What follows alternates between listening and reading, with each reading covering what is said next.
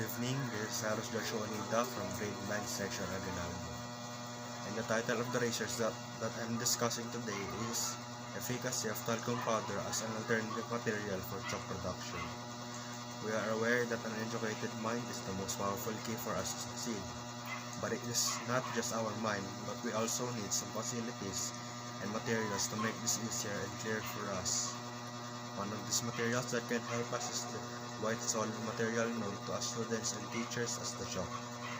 Now, chalk is, as we know, is used to write on a flat board that we call a chalkboard, but some call it a blackboard. Back to the topic. The chalk is made from a substance known as a gypsum or calcium sulfate, but some use a substance known as calcium carbonate. While those substances can be used for chalk production, in this research, we want to know if talcum powder can be used for chalk production instead of the original substance. Talcum, as some may know, is a material used by bodybuilders for better grip, and it is also used in many different ways such as a baby powder, cosmetics, and personal care products, and many more. As our nation's fight for poverty arises, researchers thought of making chalk out of talcum powder because compared to commercialized chalks, making a homemade chalk is a lot cheaper. Another advantage is that making chalk out of talc is not time consuming and it is easy to follow the simple steps in making them. Chalks have the same compound used to it. This is why the researchers thought it may be possible to make chalks using talcum powder. Still, we have some problems that we need to solve. First is that can talcum powder really be used to produce chalk? Will talcum chalk be more effective than commercialized chalk? Does the chalk made from talcum has the same quality as a commercialized chalk? How will talc chalk be the evolution to the increasing price of regular chalk? The purpose of the study is to help the students and faculty members discover methods and find cheaper and easy to do chalk using recyclable materials.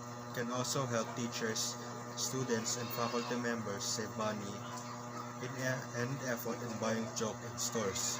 This also helps public schools because those schools don't have enough money to buy commercial chalks. It also helps some people to have creative mind and have quality time between parents and children while making the talc chalk. The project can give benefits for those who can't afford commercial chalks by having their own business by simply following the instructions on how to make talc chalk. Two hypotheses were made by the researchers to address the questions whether talc chalk is more effective than the commercial chalk in the market. The following are the hypotheses.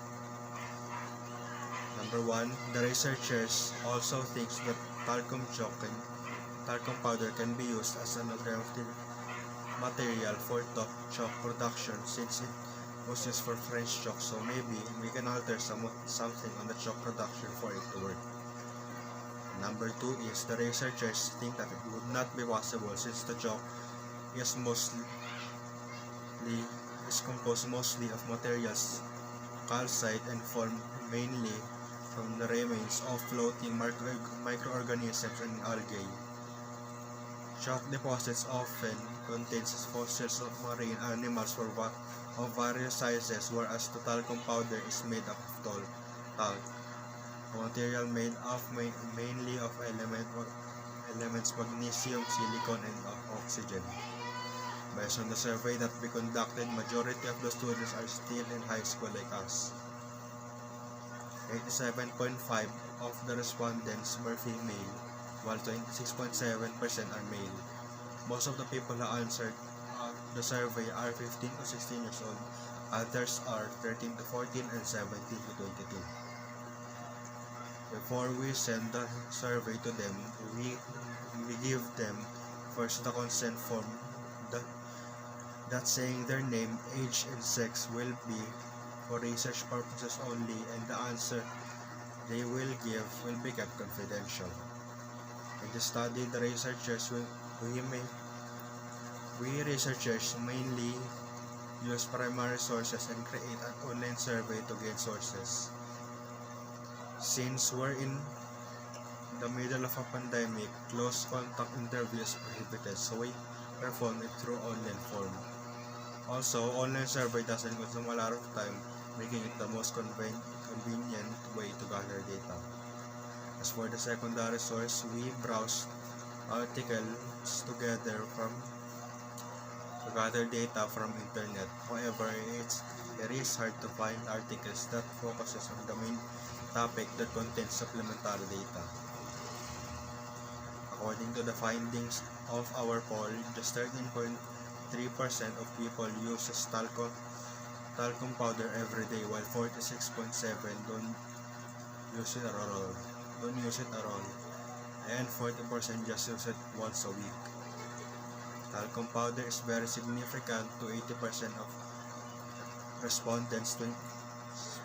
26.7% claim that using talc helps them improve their appearance, while 40% said they had no opinion. 46.7% indicated that talc may be harmful, and 46.7% said no. 13.3% said they didn't think talcum powder would be as solid as chalk, and 16% said that maybe talcum powder can be made into chalk. When we asked if you had ever manufactured your own chalk before, 73.3% replied no because they didn't know how, and 26.7% said yes because they had already done it through experimenting. It has 93.3% of individuals thought chalk is necessary, especially for teachers. When asked whether they'd heard chalk can keep closets fresh, 73.3% responded no, and 86.7% said they'd like to try producing chalk. And for our last question, we have 15 respondents with various definitions of chalk. Chalk used in school classroom comes in slender sticks approximately of 0.3 gram of an inch or 9 millimeters in diameter and 3.15 inches or 80 millimeters long. Meanwhile, talc is an ingredient used in many cosmetics, from baby powder to blush. Men and women use talc as part of their daily beauty regimen to smell free and feel fresh. However, some talcum powder may contain asbestos, which is a harmful ingredient that could potentially cause cancer and other serious health conditions. Talcum powder recently gained much global attention because of the potential health risk and link with regularly applying the product on the skin. That means no. We cannot use chalk as an alternative material for chalk production due to its harmful effects, and it wouldn't act like a chalk. Again, this is Cyrus Joshua Nita from grade 9 section Aguinaldo, and thank you for listening, or if you did listen.